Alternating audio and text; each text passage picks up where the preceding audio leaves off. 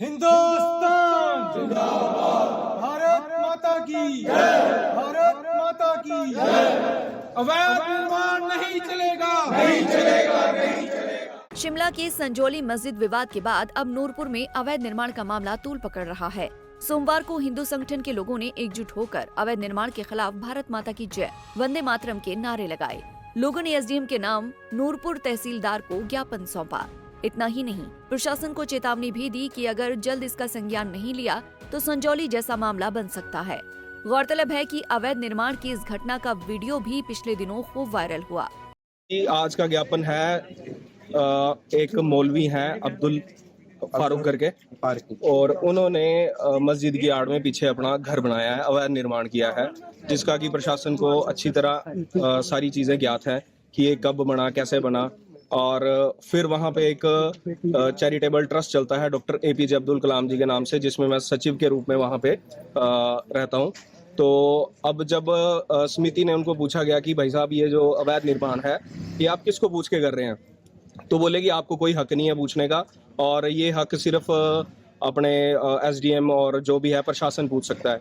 पर मैंने एक जागरूक नागरिक होने के मतलब रूप में मैंने हमारे पार्षद प्रवेश जी को उस दिन सूचित किया कि भाई साहब ऐसा है कि यहाँ पे अवैध निर्माण हो रहा है, तो कृपया करके आप इसको देखें और इसका जो भी एक लीगल कार्रवाई कानून के रूप में जो होनी चाहिए वो इस पे करनी चाहिए।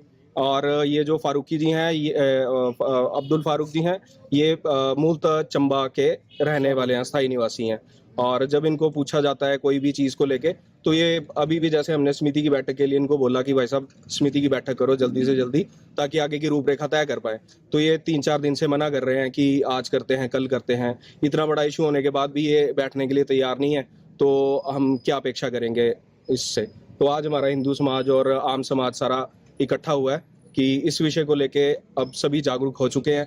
और बाकी कुछ रेवेन्यू रिकॉर्ड में कुछ चेंजेस किए गए हैं सरकारी अधिकारियों द्वारा, वो हमारे फैक्ट एंड प्रूफ सारे हमारे पास हैं। संजय जी इसका ज़्यादा मतलब इनको ज़्यादा टेक्निकल चीज़ें इनको ज़्यादा पता हैं, तो ये आपको कुछ चीज़ें और ज़्यादा अच्छे से समझा पाएंगे। नंबर पुराना नंबर ओल्ड नंबर 21 है, 21 का 5 कनाल 15 मरले जगह सी इसकी।